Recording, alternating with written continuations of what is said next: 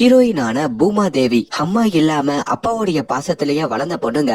இப்ப MA literature படிக்கிறதுக்காக தான் இந்த காலேஜுக்கு வந்து சேர்றாங்க. அந்த காலேஜ்ல இருக்கிற ஹாஸ்டல்ல தங்கிதான் அவங்க இப்ப ஒரு 2 வருஷம் படிக்க போறாங்க. இப்படி அவங்க லக்கேஜையும் அங்க கஷ்டப்பட்டு அவங்க இழுத்துட்டு வர இப்ப இந்த காலேஜ்ல இருக்கிற ஒரு பொண்ணுமே நம்ம பூமாக்கு ஹெல்ப் பண்றாங்க. அதுக்கப்புறம் எல்லாரும் கேண்டீன்ல உட்காந்து சாப்பிட டீமே நம்ம பூமா ஊர்ல இருந்து கொண்டு வந்த அவங்களுடைய ஊறுகாய் சட்டிய ஓபன் பண்றாங்க. சும்மா வாசம் மூக்க தொலைக்குதுங்க. ஹாஸ்டல்ல இருந்த அவங்களுக்கு ஹெல்ப் பண்ண அந்த ஃப்ரெண்ட் இருக்காங்கல்ல, அவங்களுமே நான் கொஞ்சம் வச்சுக்கவா அப்படின்னு சொல்லி அவங்க அதை கொஞ்சம் வச்சுக்க, அப்படியே பக்கத்து டேபிள்ல இருக்கிற பையனும் எனக்கு கொஞ்சம் கொடு எனக்கு கொஞ்சம் கொடுன்னு சொல்லி அங்க எல்லாருமே அந்த ஊறுகாவை வச்சு அந்த சட்டியவே காலி பண்ணிடுறாங்க. அப்படி ஊறுகாய் எடுத்துட்டு வந்த இப்ப நம்ம ஹீரோயினுக்கே ஊறுகாய் கிடைக்காம போயிடுதுங்க. கடைசியா ஒரு ஸ்பூன் மட்டும் ஊறுகாய் இருக்கு. அத நம்ம ஹீரோயின் அவங்க தோழியோடயோ அங்க வினய் அப்படின்ற ஒரு நல்லா படிக்கிற பையன் இருக்காங்க, அவனோடய ஷேர் பண்ணி சாப்பிடற மாதிரி காட்டுறாங்க. அதே வேளையில தான் அந்த காலேஜ்ல ரேங்கிங் வேற நடந்துட்டு இருக்கு. நம்ம ஹீரோயின மாதிரியே நிறைய பேரு புதுசா அந்த காலேஜ்ல சேர்ந்திருக்காங்க. அதுல ஒரு பொண்ணு தான் துர்கா. பாக்குறதுக்கு மாடல் மாதிரி இருப்பாங்க.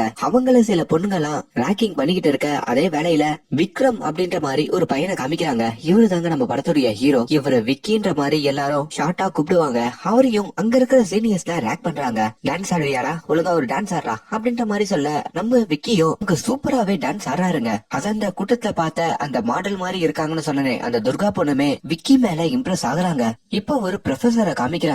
இவரோட பேரு சுதீருங்க. ஒரு ப்ரொஃபசர் மட்டும் இல்ல, இந்த படத்துடைய டைரக்டரும் இவருதான். அவருமே ஹீரோயினுடைய கிளாஸுக்கு வந்து அங்க இருக்கிற மாணவ மாணவிகள் கிட்ட உங்களுடைய கனவுகளை பத்தி சொல்லுங்கன்ற மாதிரி கேட்க, நம்ம ஹீரோயினும் எழுந்து சின்ன வயசுல இருந்தே எனக்கு ஒரு ஷைனஸும் மனசுல தோன்றத வெளியே பேசுறதுக்கும் ஒரு பயமும் இருக்கும் சார். அதெல்லாம் உடைக்கிறதுக்கும் எனக்குள்ள ஒரு எழுத்தாளர் இருக்கா அப்படின்ற மாதிரி எனக்கு ஒரு இமேஜினேஷன் இருக்கு. அதை வெளியே கொண்டு வரதுக்கும் தான் நான் இப்போ எம்ஏவே சேர்ந்திருக்கேன்ற மாதிரி சொல்றாங்க.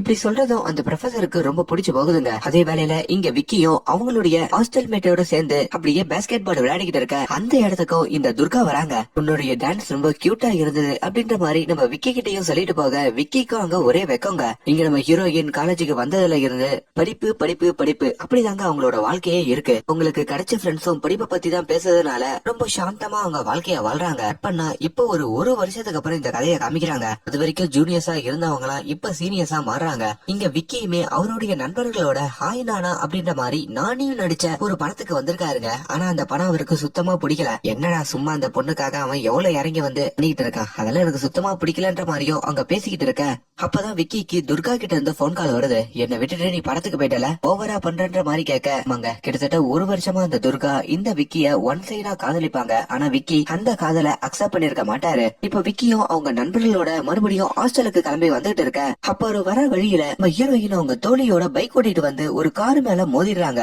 அந்த